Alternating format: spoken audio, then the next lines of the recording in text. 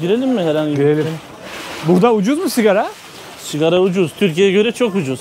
Ve burada şey de var. Elektronik sigara. Elektronik ucuz. Selamünaleyküm. Selamünaleyküm. Mama var şey. Yasal değil mi burada elektronik sigara? Yok o şey kalktı. Yasak İkos yani. muydu neydi? O şeyler içine likit koyuyorsun Aha, ya. kalktı Onlar mı? kalktı yasak. Yasaklandı. Yasaklandı. Ha, bize de yasak o. Bu aralar yasaklandı. Yani bilmiyorum, ben içmiyorum, kullanmıyorum da Türkiye'den çok daha uygun herhalde sigara fiyatları. Çok daha uygun. Mesela şey var. Mesela Marlboro var mesela bak. Paket kaç dolar fark ediyor acaba Türkiye ile? Türkiye ile çok fark ediyor ya. Ne kadar Oralar fiyatları? insanlar 3000 diye bir paket gelmeye başladı. Kartonu 3,5. Yani 3 dolara kartonu 10 tane paket 3 dolar. 3 dolar. Aynen. 90-100 lira 10 paket. 10 paket. Çok ucuzmuş. O 3000 mesela Türkiye'ye bu gelirken pahalıdır. Marlboro pahalıdır. Bunlar orijinali pahalıdır, tabii. pahalıdır. Evet. Ama yine de Türkiye'den daha ucuz. Çok daha ucuz. Çünkü vergi yok. Bir. İki de Türkiye'ye gelirken 3 tane alma sınır hakkı var ya. Bazen mesela ben öğrenciyken fazla yapıyorlar. ben öğrenciyken Müsaade 5 tane ediyorlarmış. getiriyordum. İşte diyordum öğrenci kimliğimi gösteriyordum. Hem çayı fazladan getiriyordum hem Müsaade sigarayı ediyorlarmış ya. ama ben satmak için değil. Kullanmak için. Sen kullanıyorsun. Kullan ya da bir arkadaşıma götürüyordum. Tamam. Öyle yoksa Anladım. kaçakçılar zaten var ben hatırlıyorum. Adamın üzerinde 4 tane tişört vardı. Geçiyordu. 3 tane karton, 5 tane kartonu gördü. Tişörtünü atıyordu, gidiyordu, şapka takıyordu. Yemin ederim abi bu gözümün önüne geldi yani gördüm zaten sınırda. Onu değiştirip bir ceket atıyordu. Yine geçiyordu. Aynı pasaport ama. Yo o şey değil, mühürde değil. Sadece çanta kontrolünde. He, anladım. Ulan sen yeter ki kurnazlık de, yeter ki çakallık de, her türlü bir yolunu buluyoruz yani. İnsan o evladı olarak bir 10 lira 20 lira daha kazanmak için her türlü kurnazlığı yapabiliyoruz yani. Mesela bu Parsa bunlar yeni Parsa yeni sigaralar bunlar. Evet. De var ya bu söylediğim 3000'i bulmaya çalışıyorum. Mark var. 6000 كان فقط 6000 كوي هرزانك احتاج عندك سعري وبسينون ya. Bu mu 3000 dedikleri? Baba سعري sen bu? 3,5 dolar. 3 dolar. 3 dolar. Bir şey Yo değil. 3 dolar değil. Kaç bir tanesi ne kadar mı? 2,5 dolar. Bu paket. Aynen 2,5 dolar. Arkadaşlar 10 tane var. Türkiye'de ben yanlış ya anneme almıştım bunu her 8 ay önce. 55-60 TL falan. Öyle. 55-60 TL falan. Mesela Bir tanesi sadece. Kullanmıyorum ki ama kullansam. Şu mesela şu an pahalı olmaya başladı. 1 dolar. Bu. Aynen tanesi 1 dolar. Evet. Tabii değişiyor. Fiyattan şeye değişiyor. Ama Sağ ol Türkiye'ye göre kardeşim çok benim. daha ucuz. Sağ ol. Ama da sorun. Kurbanıyım. Sepas. Sepas diyorsunuz değil mi? Spas. Supas oğlum Sepas. Oğlum, ben Ya bunu da hep çoğunlukla das hoş. karıştırıyorum ya. Aynen. Ha, Sen das de hoş. Hatırladım. Evet. Das hoş muydu? Das hoş. Das hoş. Bilmiyorum Kürtçe. Yani karıştırıyorum hep. Bildiğimi de bilmiyorum. Unutuyorum yani. Supas, Sepas. Sokakta selamünaleyküm. Sokakta para bozuyorlar burada. Dolar, euro. Ne ararsanız İran parası, Irak parası, Türk lirası da bozuyorlar. Var. Türk lirası da bozuyorlar. Şu an 1 dolar 1500 Irak dinarına tekabül ediyor. Bilginiz olsun gelirseniz eğer. Irak'ın en büyük şeyi bu.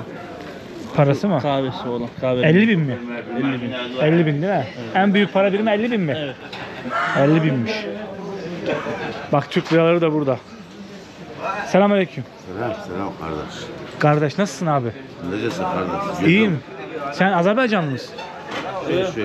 Şu. Nece seni Azerbaycan Azerbaycan'da. Ha? Türkmenler konuşuyor ya. Türkmen Erbili. Sen Türkmen misin abi?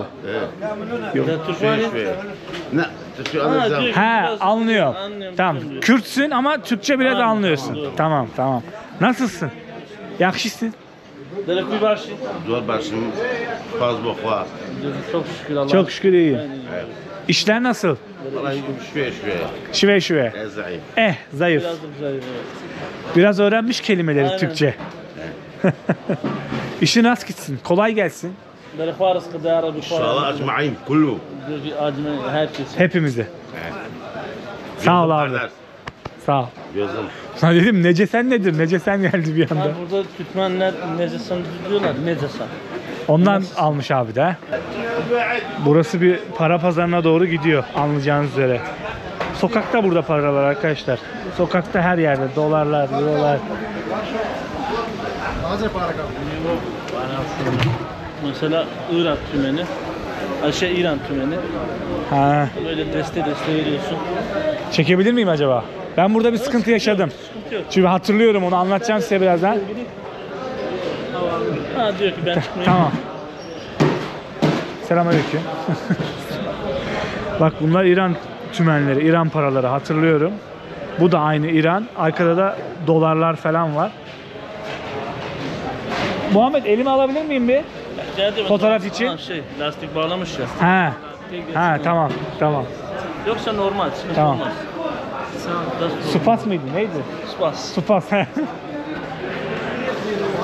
Buranın olayı şey mi? Para bozdurma gibi. Aynen. Bildiğin exchange Aynen. yeri Tabii. bu kısım. Bir şey yok yani. Bir de böyle bir kalabalık var. Mesela birisi diyor ki benim 1 milyon dolarım var. Normal 150 ya. Diyor ki benden kim 150 birden almak istiyor? 1 milyon dolar. Dolar kıymetli olduğu için biraz fazla pahalıya. Tabii. Şunları göstereyim. İran. İran, burada bayağı İranlı geliyor o zaman buraya bayağı ya. Evet, geliyorlar abi. Baksanıza şunlara. Arkadaşlar, burası bir dolar pazarı. Para pazarı yani. Evet. Sokakta bildiğiniz para basıyorlar. Selamünaleyküm.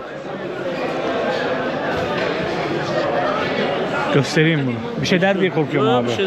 Bak. Şöyle deste. Abi hiç şey de olmuyor herhalde. Hırsızlık falan da olmuyor. Yok, olmaz. Bir problem yaşanmıyor. Yok, hiçbir zaman olmaz. Vay be.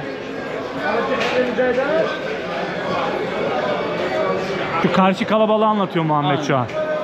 Mesela 100 dolardan 500 dinar yani yaklaşık 30 sen diyor ki işte 30 sen kazancı varsa 100 dolardan diyor ki benim işte 500 bin dolarım var. Kim? Bu Alın. fiyatı almak istiyor. Her 100 dolardan 30 sent kazanması. Birisi diyor mesela bir işi vardır o zamanda. O ondan alıyor gidiyor 50 sentten başka birine veriyor. Anladım. Böyle şeyler var. Mesela balya para getiriyor. Çuvalla gidiyor. Aynen, çuvalla gidiyor, çuvalla geliyor. Burada hep öyle. Garip bir olay burası ya. Bak. Burada ne kadar vardı kim bilir. Kaç para vardı bir sorsana Muhammed. Amanda takriben sen de ha? Dolar. Dolar. Bu Yani yaklaşık 10 bin dolar. 10 bin dolar. Elindekiyle şu 10 bin dolar. 10 bin Yani şu dolar. elimdeki 5 bin dolar. Arkadaşlar. Evet. Şurası 5 bin dolar. Adamlar bunu sokakta tutuyor ya. Sorsana hiç korkmuyor mu ya bir şey olacak diye? Deri histir sakın ya. Yani çalınır malınır. Diyor ki burada hiçbir şey böyle. Olmaz. Olmaz. Bir şey yok. Abi sağ ol. Nasıl?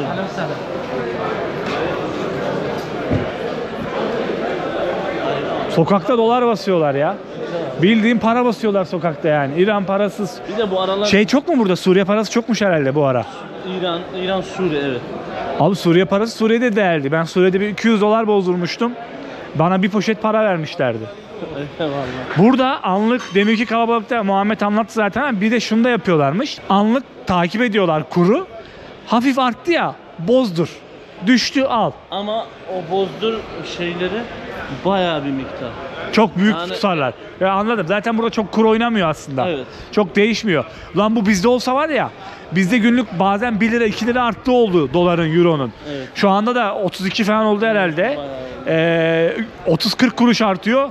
Demek ki buradaki adamların bir anda bir bozuyor 20 bin dolar, 30 bin dolar. En yani bu çok düşük rakamlar. Daha da yüksek. Yani en basitinden bir 100 bin. Abi ne diyorsun ya? Öyleleri var. Onu sokakta mı Mesela çeviriyor ya? O 100 binde mesela hepsi kendisinin değil. Tamam, eş Arkadaşı dosttan. var, aynen toplamış. Diyor ki mesela ben işte o gün 1000 dolar kazandım. 200'ünü 300'ünü size veriyorum. Komisyon. Diğeri ben yorulduğum için, her şeyi takip ettiğim için 700'ü kendim alıyordum. Tamam, kendi komisyon alıyor yani. Aynen, tabii. Abi bu paraların sokakta olması ve hiçbir şey yaşanmaması büyük bir olay.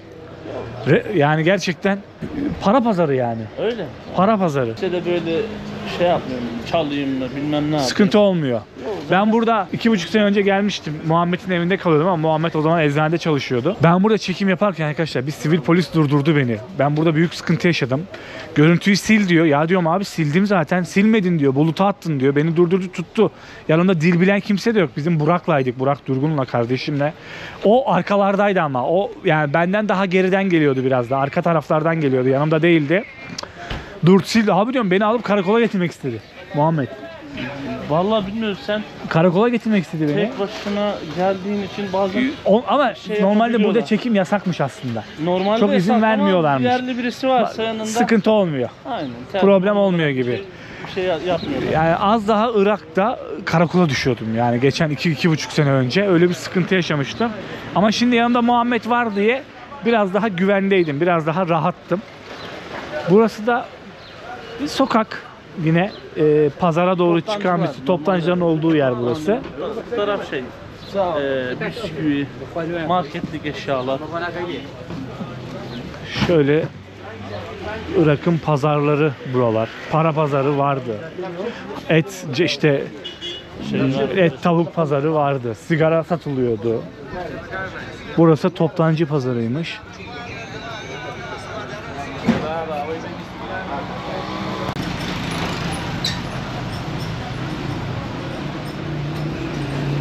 Biraz daha sokakları hijyenik olsa, biraz daha böyle tertipli kullansalar, temiz kullansalar daha iyi olur tabii.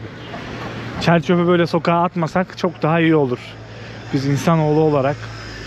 Şunlar da burada toplu taşımayı yapan servisler. Şu gidenler hemen hemen, yani hatta bunlar şehirler arası yolculuk da yapıyor. Erbil'den Süleymaniye'ye de gidiyor.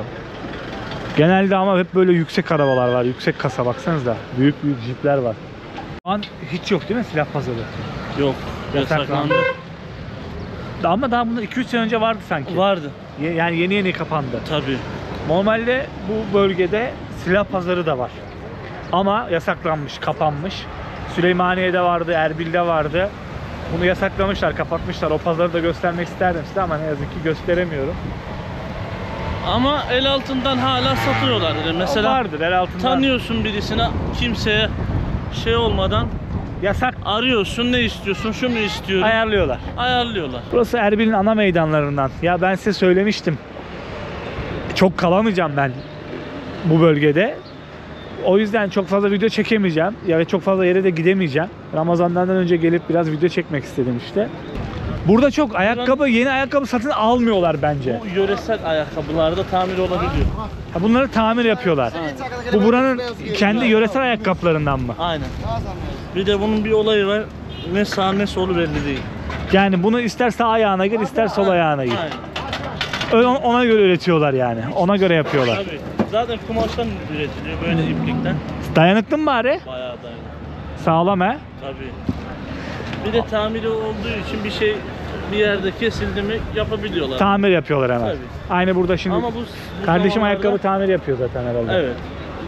Yani bu zamanlarda çoğunlukla bu Nevruz yaklaşıyor. Az kaldı Bir Nevruz'a. de bayram gelecek Ramazan'dan şeyde sonra. Geliyorlar mesela beyaz ya, Haha. kirlenmiş. Burada boyası var. Ha bu kendi özel boyası da var. Evet. Ha boyatıyorlar Yeniden da. bak içi biraz pislenmiş ama dışı yeni Evet. yapılmış gibi gösteriliyor. Anladım. Öyle temizliyorlar. Anladım. Boyuyorlar da. Evet. Hem de ucuz, o yüzden çok tercih ediyorlar, alıyorlar. Buraya Ha burada da var. evet. Çocuklar için de var. Evet. Bunlar ucuz. Her Uygun. resmi olarak çocuk da giysin diye yoksa o elimize aldığımız fiyatları değişiyor. Kaliteden kaliteye fark ediyor yani. Tabii. Abi bu tesbih hastalığı inanılmaz ya burada. İnanılmaz tesbih yani. Çok fazla. Satılıyor, kullanılıyor. Bir şey uzun tespih. Abi uzun tesbih genelde yaşlı amcamlarda oluyor. Uzun tesbih yaşlı amcamlarda oluyor genelde. Mesela bunlar ucuzdur. Niye bak abi? Hiç böyle düzgün gelmiyor. Hiç anlamam biliyor musun? Ama Sen anlıyorsun mesela herhalde. tabii küçük olacak. Bir de incecik, düzgün olunca Daha pahalı. oluyor. Çok pahalı. Mesela amcanın elindeki Şu değil mi? hani küçücük ama düzgün. Evet. O pahalı.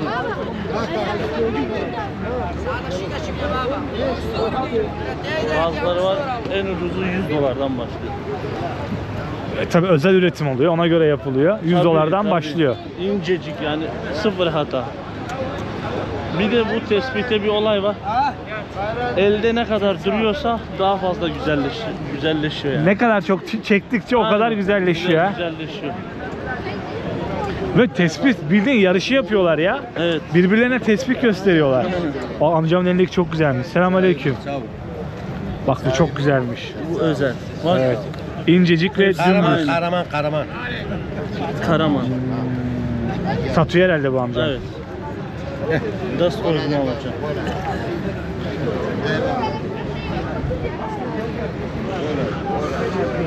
Abi bildiğin tespih alışverişi var ya. Sokakta sağlı sollu tespih alışverişi de yapılıyor. Burada bir tane dükkan var. Özel taşlardan yapılıyor. O da fiyatı çok yüksek. Yüksek. Ha var bu tesbih hastalığı var bildiğin. Evet. Yüzük hastalığı, tesbih hastalığı. Mesela o taşlar deniz altından getiriliyorlar. Bilmem. Yani ona göre üretiliyor. Getirilmiş. O ülkede o taş çok önemliymiş. Onu getiriyorlar. Satıyorlar. Tabii. Hangisini içelim? Selamünaleyküm. Şunlardan içelim mi? Hangilerinden? Ha, Onlar doğru. Sıkma meyve suyu. Aynen. Ne içelim? Ne içiyorsun? Ben nar suyu içerim. Mama şerbet açı hanari. Ne portakalık. Tamam. Hanari ile portakalık başa. Hazırlayacak şimdi burada taze sıkma meyve sularını. Kamerayı gördü nasıl gülüyor. Aynen. Bu da abi bahsettiğim tespih pahalı tespihler burada var. Ya karşıda. Evet. Mimo batan işte. Taze sıkma. Oo ne kadar gür saçlarım var ya. Vallahi şuraya bak ya. Eski Türk film artistleri var ya yüzde. bu da öyle. Bir bak bakayım bana. Hatun Baksana ya. Çocuk kardeşim 70-80'lerde kalmış ya. Evet. Nar suyu çok iyiymiş ya, tazecik. Muhammed gözlük düşüyor. Sağ ol. Tazecik. Buraya gelen her turist buraya bir uğruyor yani. Bir Tabii, fotoğrafını, tabii. videosunu çekiyor bu caddede. Kalenin önünde. Kale. Şimdi kaleye gidiyoruz. Size kaleyi göstereceğim ben. Ramazan içinde topla getirmişler. Top atıyorlar mı burada? Diyorlar. Top atıyorlarmış bak Ramazan ayında. Bu arada arkadaşlar söylemiştim, yine söylüyorum. Ramazan ayından önce çekiyorum bu videoları. Yani Ramazan ayından 2 gün önce aslında 1-2 gün önce çekiyorum. Çünkü Ramazan ayında buraları böyle kalabalık göremezsiniz. Akşamüstü sadece hareketlenir. Tabii Yani- normalde Erbil'de Ramazan'da Boş olur sokaklar. gündüz boş olduğu gibi akşamı çok yoğun oluyor. Evet. Yani o yüzden ben Ramazan Sokağa ayında çıkma, gelmek herkes istemedim. Sokağa çıkıyor. Ben de Ramazan ayında gelmek istemedim çok. Mecbur Ramazan ayından önce geldim. O da Ramazan'dan 2 gün önce falan aslında. 2 gün sonra Ramazan da. Ya, bilginiz olsun, yiyoruz içiyoruz. Kusura da bakmayın. Ramazan ayında izleyeceksiniz bunları ama zaten televizyonda da habire yemek reklamları oynuyor yani. Yemek kısımlarını geçin olmazsa. Özür diliyorum yani sizden. Çıkalım bakalım şu kaleye. Çok rüzgar çıktı bayağı. Mikrofonu da çıkardım. Şu an kaledeyiz ama kalenin içine girmek yasak. Restore varmış. Size ben de meydanı göstereyim, şu meydanı. Deminki geçtiğimiz meydan burası. Kaleden böyle görünüyor. Bu arada bu kalede zamanında çok fazla insan yaşıyor. Tabii. İçinde evler var. Hatta yaşayan- kaleli Türkmenleri diye hitap edilen Türkmenler de yaşamış. Muhammed de yaşamış o dönemde. O çok az yani yaklaşık 1-2 sene yaşadık, sonra şu Kayseri Çarşısı'nın arkasına bir Taşındı. mahalle var, oraya taşındık. Herhalde UNESCO Dünya Koruma Listesi'ne alınca Tabii. devlet tarafından burası boşaltılıyor. Hepsine işte yer Ha, yer temin edildi ama. bir de para da verildi. Para da verildi ama şu an sadece içeride bir tane yaşayan varmış. Bir aile ev. yaşıyor. O da kalenin kültürünü yaşattığı için. Aynen. Tamam, öyle. anladım. O ev de restore edildi de yani gelen turistler için Tuttular. aynen. Tamam. Yani kalenin tarihi milattan önce 6. yüzyıla kadar uzanıyor. Yani birçok uygarlığa ev sahipliği yapmış bir bölge burası. Ama içini gösteremiyorum ne yazık ki. İçine giriş yasak, kapalı. Buradayız. İnsanlar da geliyor böyle oturuyor, manzarayı izliyor. Çayını kahvesini getiren içiyor ya da meyve suyunu alan gelip almış içiyor. Böyle manzarayı izliyor. Ramazan için top getirmişler. Harbiden buradan topu atıyorlar mı? Ramazan ayında topu Ama atıyorlarmış. normal böyle top değil. Sembolik Ses. bir şey. Ses. Tamam. Yani içinde top yok ama patlatılıyor. Tamam anladım. Sadece ses çıkarıyor. Ses çıkarıyor. Ne yazık ki kapalı ya. Girip içini göstermek istiyordum size ama mümkün görünmüyor şu an için. Burası da başka bir çarşının girişi.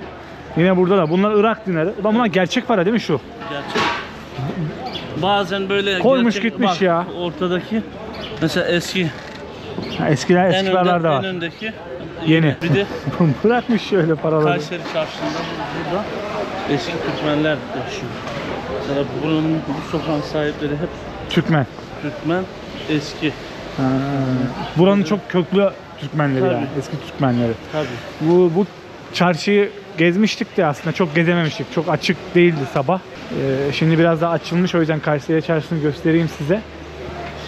Bu arada Erbil'in böyle çok elit yani çok güzel yerleri var. Biz eski Erbil taraflarına dolaşıyoruz. Yüksek ihtimal bir sonraki videoda da o Erbil'in o taraflarını görürsünüz. Göstermiş olurum size. Gezdiğim birçok Orta Doğu ülkesindeki pazarlar hemen hemen böyle zaten. Yani bizim şeyde benzemiyor mu mesela, Mısır çarşısına da benzemiyor mu burası arkadaşlar? Benziyor. Bu abimi hatırlıyorum. Bu abimin bana şapka takmışlığı var kafama. Evet. Yöresel kıyafetleriyle burada bu yöresel şapkaları takıyor. Ne bu şapkaların adı Muhammed? Zamadani. Ne adı? Zamadani. Camadani. Camadani. Selamünaleyküm. سلام بخير بك وسهلا ستساو بخير بك Hoş geldin diyor. Ahlen ve sellem. Hoş geldin. بخير بستساو Onu öğrendim. Başım gözüm üstüne.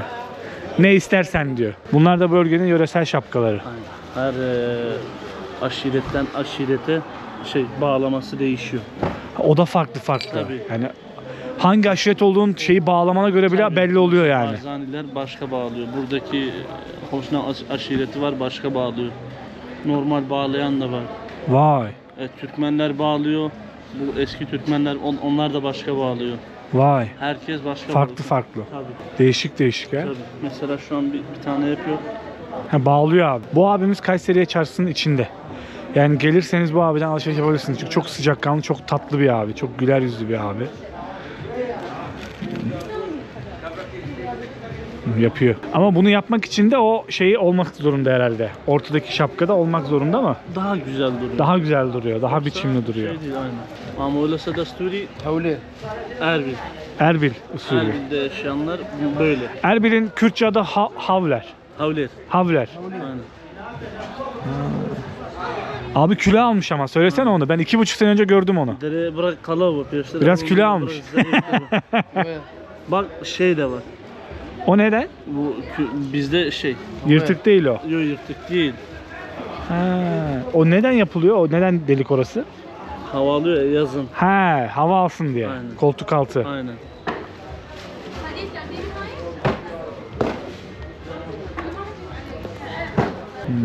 Abiye hazırlamış.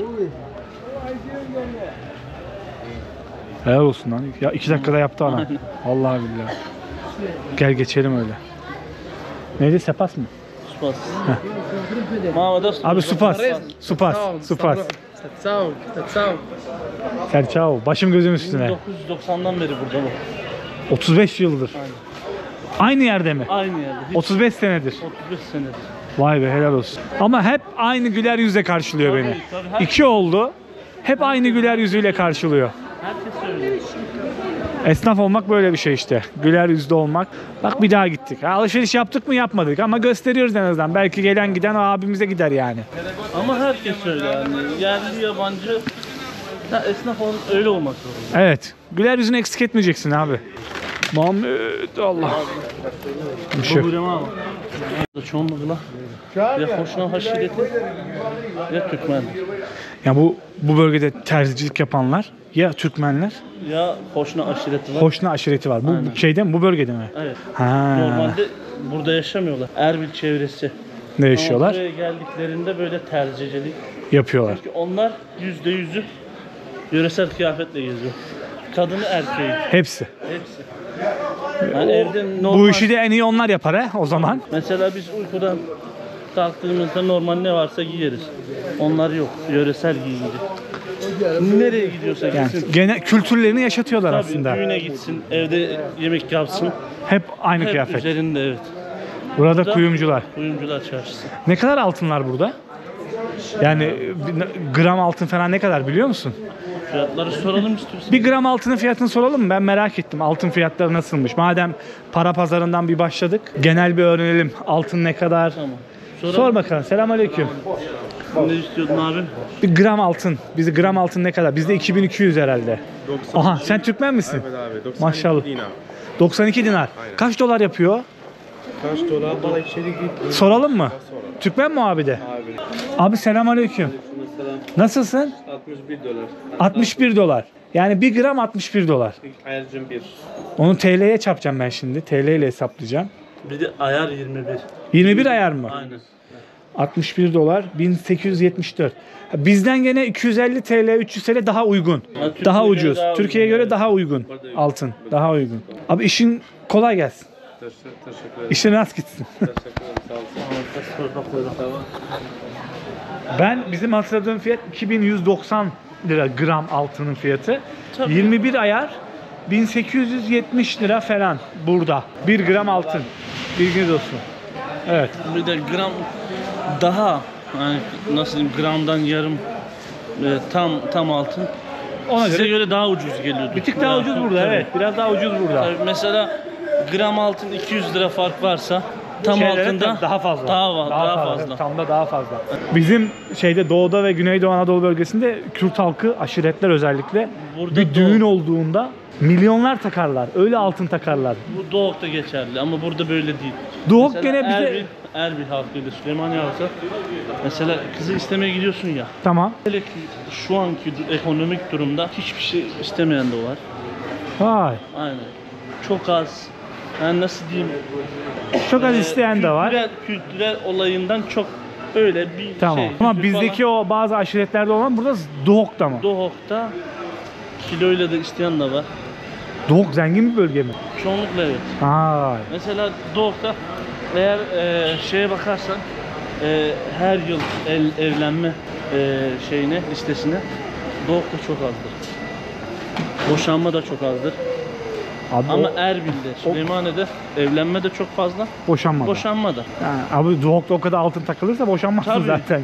Hani o kadar altın takacağın için evlenemezsin de. Anladım ben olayı. Tabii onlar hep çoğunlukla işte şey diyor, araştırıyorlar, şey yapıyorlar çok zor öyle.